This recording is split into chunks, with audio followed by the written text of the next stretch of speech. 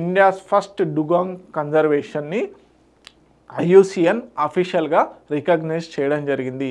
Okay, Pak బే ఏదైతే ఉందో మనకి బే ఆఫ్ బెంగాల్ దగ్గర ఉన్నటువంటి పాక్ బే, అదేవిధంగా మనకి గల్ఫ్ ఆఫ్ మన్నార్లో ఈ డుగాంగ్ కన్జర్వేషన్ అనేది ఉంది. సో దాన్ని అఫీషియల్గా ఐయుసిఎన్ రికగ్నైజ్ చేయడం జరిగింది. Okay, India's first dugong conservation reserve IUCN recognition పొందింది. ఎక్కడ ఉంది అంటే మనకి పాక్ బే ఏదైతే ఉందో Gulf of Mannar Pak state మధ్యలో ఉన్నటువంటి ఈ పాక్ బే దగ్గర ఈ కన్జర్వేషన్ డుగాంగ్ కన్జర్వేషన్ అనేది ఉంది. ఓకే, దీనికి సంబంధించిన డీటెయిల్స్ చూద్దాం. IUCN recognizes India's first dugong conservation reserve. Okay, ఇక్కడ Palk Bay, Tamil Nadu. Okay, September 2022లో వైల్డ్ లైఫ్ ప్రొటెక్షన్ యాక్ట్ 1972 కింద దీన్ని ఎస్టాబ్లిష్ చేయడం జరిగింది. ఏది ఈ రిజర్వ్ని. ఓకే, ఈ డుగాంగ్ కన్జర్వేషన్ రిజర్వ్ని.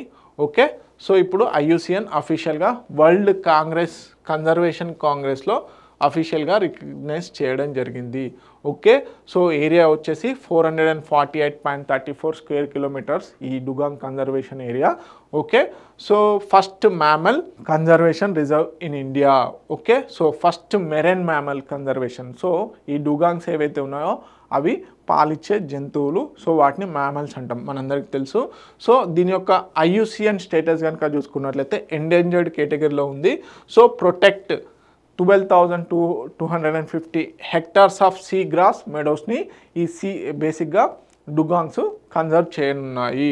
ఓకే, సో దీనికి సంబంధించి అబౌట్ డుగాంగ్స్ కనుక చూసుకున్నట్లయితే సైంటిఫిక్ నేమ్ వచ్చేసి డుగాన్ అనేది సైంటిఫిక్ నేమ్.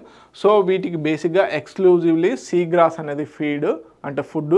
సో ప్రతి డే 30 నుంచి 40 kgs వరకు కన్జ్యూమ్ చేయడం జరుగుతుంది.